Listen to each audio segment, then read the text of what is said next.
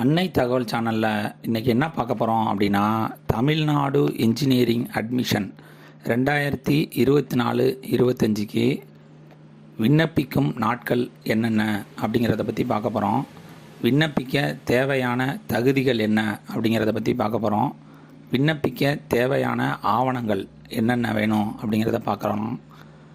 4வது, விண்ணப்பித்த பின் என்ன செய்ய வேண்டும் அப்படிங்கிறத பற்றி ஒன் பை ஒன்னாக பார்க்கலாம். ஃபஸ்ட்டு, விண்ணப்பிக்கும் நாட்கள்.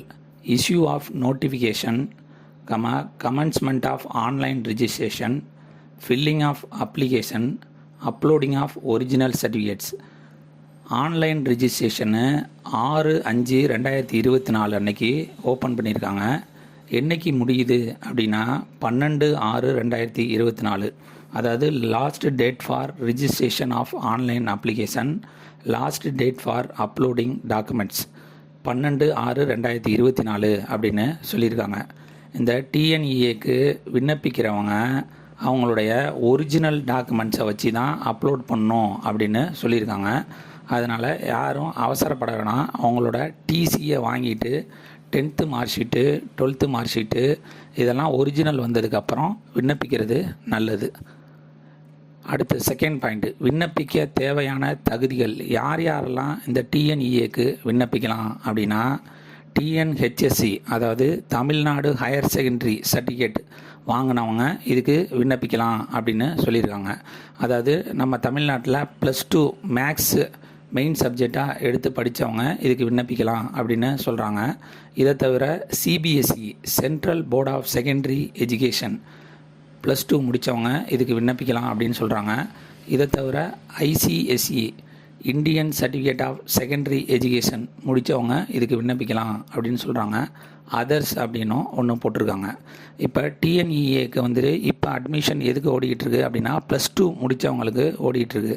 இந்த +2 முடித்தவங்களுக்கு முடிஞ்சதுக்கு அப்புறம் லேட்ரல் என்ட்ரி அப்படின்னு ஒன்று ஓப்பன் பண்ணுவாங்க. அது யார் விண்ணப்பிக்கலாம் அப்படின்னா, டிப்ளமா முடிச்சுட்டு direct engineering second year join பண்ணுறவங்க அதுக்கு விண்ணப்பிக்கலாம். அதுக்காக அதர்ஸுங்கிற ஆப்ஷனும் கொடுத்துருக்காங்க. 3வது, விண்ணப்பிக்க தேவையான ஆவணங்கள் என்னென்ன அப்படின்னா, mail ID, cell number, SSLC mark sheet, higher secondary mark sheet, income certificate, community certificate, மேலும் அந்த ஸ்டூடெண்ட்டு 6வதுலேருந்து 12வது வரலும் எந்த ஸ்கூலில் எந்த வருஷம் படித்தாங்களோ அந்த டீட்டெயிலெலாம் கேட்குறாங்க.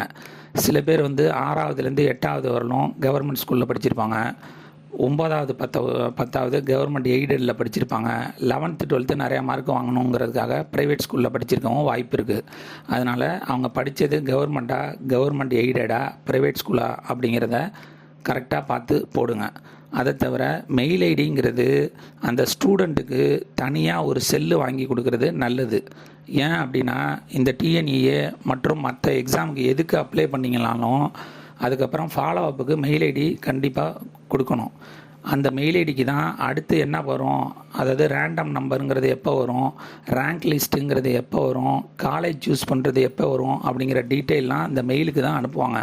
நீங்கள் அப்பாவோட மெயில் ஐடியோ அம்மாவோட மெயில் ஐடியோ கொடுத்தீங்க அப்படின்னா அடிக்கடி அவங்கள தொந்தரவு பண்ணுற மாதிரி இருக்கும். அதனால் ஒரு செல்லு வாங்கி கொடுக்கறது உங்களுக்கு நல்லது. மேலும் ஆப்ஷனல் இந்த சர்டிஃபிகேட்லாம் இருக்கலாம், இல்லாமையே இருக்கலாம். Aadhaar card, first graduate. சில பேர் குடும்பத்தில் ஃபஸ்ட்டு டைமாக காலேஜுக்கு என்ட்ரி பண்ணுறவங்க ஃபஸ்ட்டு கிராஜுவேட் சர்டிஃபிகேட்டுங்கிறது வாங்கிக்கணும். அதே மாதிரி என்எஸ்எஸ் சர்டிஃபிகேட் வச்சுருக்கவங்களும் இதுக்கு விண்ணப்பிக்கலாம் அப்படின்னு சொல்கிறாங்க. இதாவது NSS certificate, physically challenge, sports certificate. ஸ்போர்ட்ஸுங்கிறது national level, district level, zonal லெவலில் சர்டிஃபிகேட் வாங்கினவங்களும் இதுக்கு விண்ணப்பிக்கலாம் அப்படின்னு சொல்கிறாங்க. அவங்களுக்கெல்லாம் ஒரு குறிப்பிட்ட சதவீதம் இடஒதுக்கீடு உண்டு. அதனால் இந்த மாதிரி சர்டிஃபிகேட் வச்சுருக்கவங்க கண்டிப்பாக அதை செலக்ட் பண்ணுங்கள். மேலும் சில பேர் மார்க் கம்மியாக வாங்கியிருக்காங்க, அதனால் நமக்கெல்லாம் இன்ஜினியரிங் டிகிரி கிடைக்காது அப்படின்லாம் நினைக்காதீங்க. எல்லாருமே விண்ணப்பிங்க. ஏன்னா 2-3 வருஷத்துக்கு முன்னாடி 20,000-30,000 சீட்டு யாருமே ஃபில் பண்ணாமல் இருந்துச்சு அப்படின்லாம் சொல்லியிருக்காங்க. அதனால் மார்க் கம்மியாக இருக்குதுன்னெலாம் நினைக்காம எல்லோரும் விண்ணப்பிங்க. கடைசியாக, விண்ணப்பித்த பின் என்ன செய்ய வேண்டும் அப்படின்னா, இது 12/6/2024 வரலும் நம்ம ஆன்லைனில் விண்ணப்பிக்க கடைசி டேட். அது முடிஞ்சதுக்கப்புறம் 13ஆம் தேதி என்ன பண்ணுவாங்க அப்படின்னா certificates verification at TFS online, அது 13ஆம் தேதியிலேருந்து 30ஆம் தேதி வரலும் நடக்குது அப்படின்னு சொல்கிறாங்க. அதாவது டிஎஃப்சி அப்படிங்கிறது என்ன அப்படின்னா, நீங்கள் அப்ளிகேஷன் ஃபில் பண்ணுறப்பே ஒரு கேள்வி கேட்பாங்க. அதாவது உங்களுடைய சர்டிஃபிகேட் வெரிஃபிகேஷன் எங்கே பண்ணலாம் அப்படின்ட்டு. உங்கள் ஊருக்கு பக்கத்தில் இருக்க ஏதாவது சென்டரை செலக்ட் பண்ணிங்க அப்படின்னா அந்த சென்டரில் வந்து சர்டிஃபிகேட் வெரிஃபிகேஷனுக்கான டேட்டு தான் இந்த டேட்டுக்குள்ளே ஏதாவது ஒரு டேட்டு உங்களுக்கு மெயிலுக்கு அனுப்புவாங்க.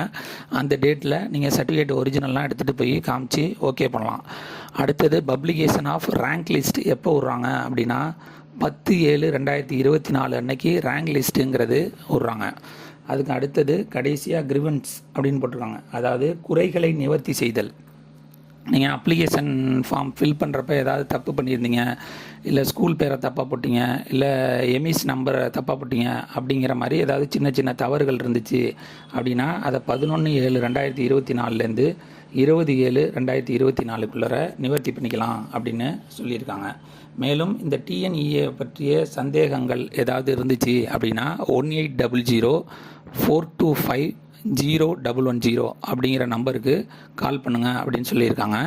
லேண்ட்லைன் நம்பர் 044-2235-1014 மற்றும் 044-2235-1015 அப்படின்னு கொடுத்திருக்காங்க.